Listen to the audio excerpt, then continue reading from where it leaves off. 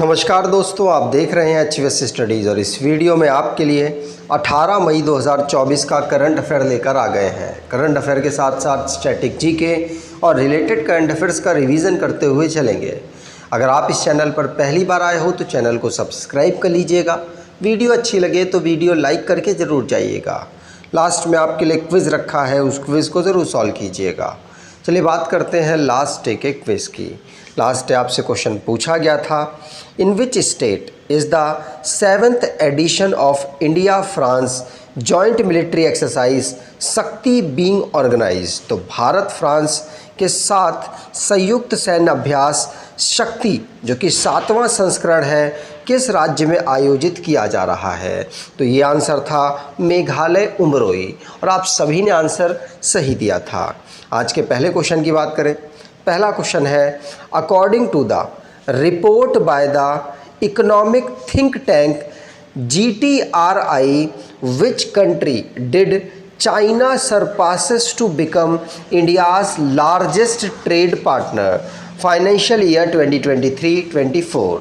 तो आर्थिक think tank GTRI की रिपोर्ट के अनुसार चीन किस देश को पीछे छोड़कर भारत का सबसे बड़ा व्यापार साझेदार बन गया है वित्तीय वर्ष 2023-24 में? तो ये बन गया है किसको? USA को पीछे छोड़कर। तो USA को पीछे छोड़कर अब यहाँ पर जो चाइना है वो भारत का सबसे बड़ा व्यापार पार्टनर, या कह सकते हैं कि जो व्यापार है चाइना के साथ भारत का बढ़ा है, और फाइनेंशियल ईयर 2023-24 में।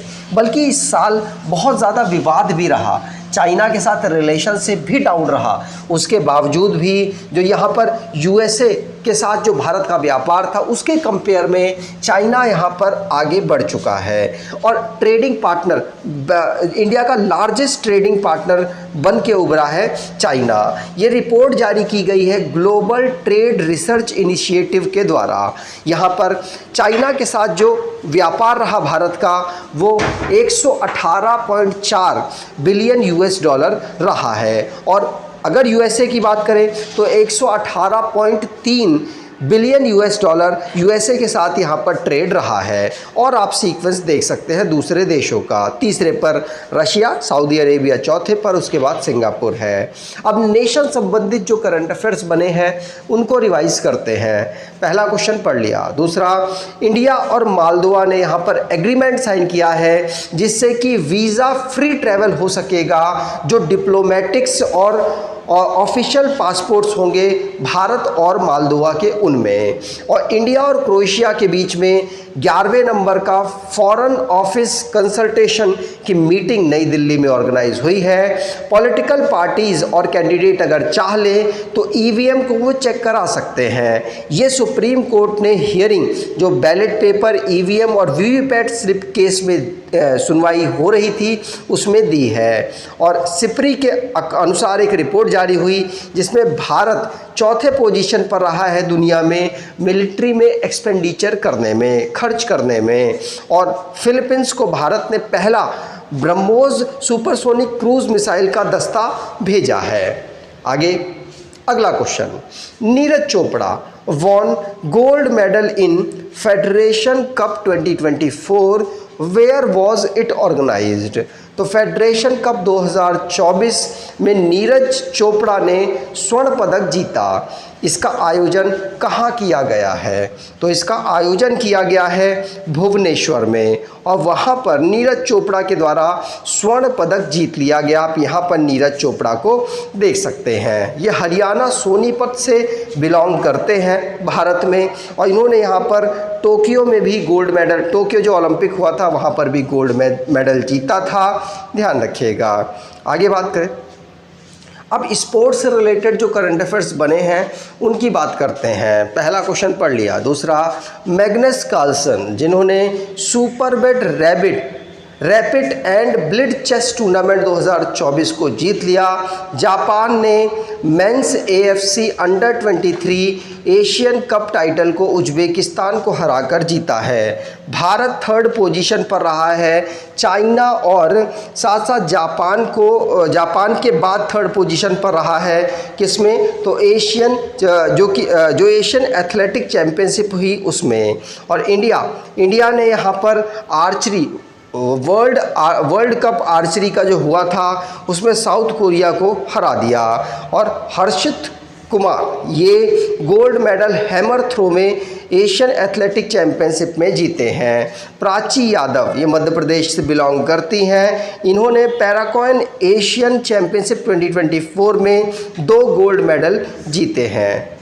अगर आप कोई ई बुक परचेज़ करना चाहते हैं तो डिस्क्रिप्शन बॉक्स में लिंक है, वहाँ से आप ई बुक परचेज़ कर सकते हैं। अगला question, in which country has PhonePe recently launched UPI services. तो फ़ोनपे ने हाल ही में किस देश में UPI सेवाएं शुरू की है। तो फ़ोनपे ने अभी रिसेंटली में श्रीलंका में अपनी UPI पेमेंट सिस्टम को शुरू किया है। श्रीलंका लगातार कोशिश कर रहा है कि उनके यहाँ पर जो टूरिज्म सेक्टर है वो दोबारा से इवॉल्व हो सके और बेहतर परफॉर्मेंस कर सके। और श्रीलंका ने यहाँ पर UPI पेमेंट यहाँ पर फ़ोनपे का एक्सेप्ट किया है, जिससे कि जो भारतीय ट्रैवलर्स जो श्रीलंका में आते हैं उनको पेमेंट करने में आसानी हो। श्रीलंका की बात करें तो कोलंबो और श्री जयवर्धनापुरम कोटे यहाँ की प्रेसिडेंट है। रानिल विक्रमासिंघे यहाँ के माफ़ कीजिएगा कैपिटल है, और रानिल विक्रमासिंघे यहाँ के प्रेसिडेंट हैं। श्रीलंकन रुपी यहाँ की करेंसी और ऑफिशियल लैंग्वेज यहाँ की सिन्हला और तमिल है। आगे अगला question, Indian pavilion inaugurated at Cannes film festival 2024, where is it being held. तो कांस फिल्म महोत्सव 2024 में भारतीय मंडप का उद्घाटन किया गया।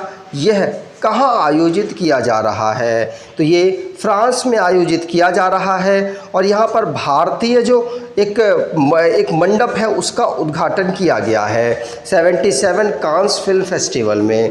ध्यान रखिएगा, जो भारत के मिनिस्ट्री इंफॉर्मेशन एंड ब्रॉडकास्टिंग के मिनिस्ट्री सेक्रेटरी हैं संजय जज्जू, इनके द्वारा और इंडियन एम्बेसडर जो फ्रांस में हैं जावेद अशरफ के द्वारा इनॉग्रेट किया गया। अगर फ्रांस की बात करें तो कैपिटल पेरिस है। इमैनुअल मैक्रोन यहाँ के प्रेसिडेंट और गैब्रियल अटल यहाँ के प्राइम मिनिस्टर हैं। अगला question, in which city former Indian army officer colonel Vaibhav Anil Kale, who was working in the United Nations, died on 13th May 2024 amid the Israel-Hamas war। तो Israel Hamas युद्ध के बीच में 13 मई 2024 को संयुक्त राष्ट्र में कार्यरत पूर्व भारतीय सेना अधिकारी कर्नल वैभव अनिल काले का किस शहर में निधन हो गया। तो इनका निधन रफ़ाह में हुआ है। कहाँ पर, रफ़ाह में हुआ है। ये है कर्नल वैभव अनिल काले, जो अभी रिसेंटली में इनका निधन हो गया। ध्यान रखिएगा, यूनाइटेड नेशन की जो सिक्योरिटी कोऑर्डिनेशन की जो ऑफिसर्स थे उनमें ये शामिल थे। और रफ़ाह की बात करें तो गाजा जो पट्टी है वहाँ पर ये पड़ने वाला एक जगह है, वहीं पर इनका निधन हुआ है। आगे अगला question, which companies agricultural drone has recently received certification from DGCA। तो हाल ही में किस कंपनी के कृषि ड्रोन को DGCA से प्रमाणन प्राप्त हुआ है। तो ये प्राप्त हुआ है AITMC वेंचर लिमिटेड को। तो AITMC वेंचर लिमिटेड को यहाँ पर एग्रीकल्चर के यूज़ के लिए इन्होंने जो ड्रोन तैयार किया है उसको यहाँ पर मंजूरी के लिए DGCA ने यहाँ पर उनका एक सर्टिफिकेशन रिसीव किया है, और आगे चल के हो सकता है इसको कंफर्मेशन मिल जाए। आगे अगला question, which famous Indian footballer has announce his retirement from international football. तो इंटरनेशनल जो फुटबॉल है उससे संन्यास की घोषणा किस भारतीय फुटबॉलर ने कर दी? आंसर होगा ये सुनील छेत्री। सुनील छेत्री भारतीय टीम के कैप्टन हैं, इन्होंने यहाँ पर रिटायरमेंट की घोषणा कर दी है। सुनील छेत्री, ध्यान रखिएगा। अगर इनकी बात करें तो ये सुनील छेत्री ने अपना करियर मोहन बागान टीम से स्टार्ट किया था 2002 में, और इंटरनेशनल डेब्यू इन्होंने 2005 में लिया था। पाकिस्तान के खिलाफ इन्होंने पहला गोल किया था, और अब इन्होंने इंटरनेशनल क्रिकेट के से अलविदा कहने का अनाउंसमेंट कर दिया है। और फीफा वर्ल्ड कप क्वालिफायर जो कुवैत के साथ होगा, उसी मैच के बाद ये यहाँ पर अपने इंटरनेशनल करियर से रिटायरमेंट के अनाउंस कर देंगे। अगला question, according to WMO state of the climate Asia 2023 report, floods in which Indian state were among Asia's worst climate disasters in 2023। तो WMO की state of the climate Asia 2023 report के अनुसार 2023 में Asia की सबसे खराब जलवायु आपदाओं में किस भारतीय राज्य में बाढ़ शामिल होगी? तो ये सिक्किम में आपको पता है बहुत ज़्यादा तबाही हुई थी बाढ़ की वजह से, जिसमें देखा गया, और इसमें इस रिपोर्ट ने कहा कि सिक्किम में बाढ़ एक आपदा के रूप में शामिल होगी। याद रखिएगा। और सिक्किम आपको इसलिए भी याद रहेगा, अभी रिसेंटली में बहुत खतरनाक वहाँ पर बाढ़ आई थी। ये जो रिपोर्ट है, इस रिपोर्ट का नाम है state of the climate Asia 2023। World Meteorological Organization के द्वारा इसे इशू किया गया है। इसमें किस प्रकार से कितने लोग किस आपदा से अफेक्ट हुए हैं उसकी रिपोर्ट यहाँ पर बताई गई है। और यहाँ पर जो ये डैमेज हुआ था वो तीस्ता नदी में जो डैम बन रहे थे, जो हाइड्रो पावर प्रोजेक्ट्स चल रहे थे, उनके मिस डेवलपमेंट की वजह से हुआ था। सिक्किम की बात करें तो प्रेम सिंह तमांग यहाँ के चीफ मिनिस्टर हैं, लक्ष्मण प्रसाद आचार्य यहाँ के गवर्नर, गंगटोक यहाँ की कैपिटल है। अगला question, India's skill competition 2024, the country's biggest skilling programme recently started at which place? तो देश का सबसे बड़ा कौशल कार्यक्रम इंडियाज़ स्किल प्रतियोगिता 2024 हाल ही में किस स्थान पर शुरू हुआ है? तो ये नई दिल्ली में शुरू हुआ है।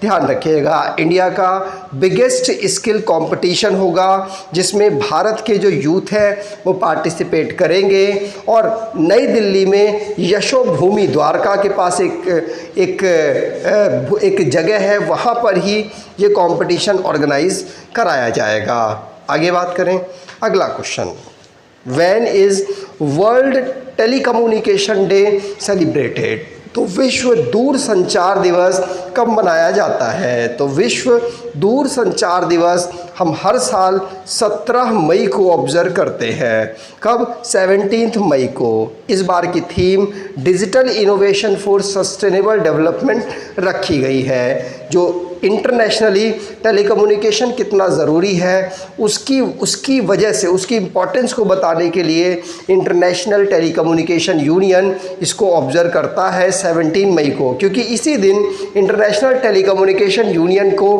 फाउंड किया गया था 1865 में। अब लास्ट डे के करंट अफेयर्स को रिवाइज करें तो मेघालय में ऑर्गेनाइज हुआ है 7वें नंबर का India France joint military exercise Shakti, और मैग्नस कार्लसन ने super bet rapid and blitz chess tournament को जीत लिया। नीदरलैंड ने वर्ल्ड हाइड्रोजन समिट 2024 को यहाँ पर ऑर्गेनाइज कराया है। मेघालय के डीजीपी बनी है पहली फीमेल, जिनका नाम है इदासीसा नोनग्रेग। आगे बात करें, और जापान में 30वें नंबर का जापान ने 30वें नंबर का सुजलान अजलन शाह ट्रॉफी को जीत लिया। अमन सहरावत पहले मेल रेसलर बने हैं जिन्होंने पेरिस ओलंपिक 2024 में अपना कोटा सिक्योर किया। आभा खातुआ इंडियन प्लेयर हैं जिन्होंने शॉट पुट में नेशनल रिकॉर्ड तोड़ दिया। इन्होंने अब 18.41 मीटर का अपना रिकॉर्ड बनाया है। और 2012 में पद्मश्री विजेता सुरजीत पातर, इनका भी रिसेंटली में निधन हो गया। जेम्स एंडरसन इंग्लैंड के खिलाड़ी थे, रिटायरमेंट की घोषणा इन्होंने कर दी है। महाराष्ट्र में पेंच टाइगर रिजर्व पाया जाता है, जो अभी वहाँ पर ये नए प्रकार के टाइगर की प्रजाति यहाँ डिस्कवर हुई, इसीलिए चर्चाओं में रहा है। आज के क्विज की बात करें तो according to the report by economic think tank GTRI, which country did China surpasses to become India's largest trading partner financial year 2023-24? तो आर्थिक थिंक टैंक GRI की रिपोर्ट के अनुसार चीन किस देश को पछाड़कर भारत का सबसे बड़ा व्यापार साझेदार बन गया है? कमेंट बॉक्स में डिटेल में आंसर दीजिएगा। अगर आपको ये वीडियो अच्छी लगी है तो आपसे अनुरोध करूँगा वीडियो को लाइक कर दीजिएगा, चैनल को सब्सक्राइब कर लीजिएगा। धन्यवाद।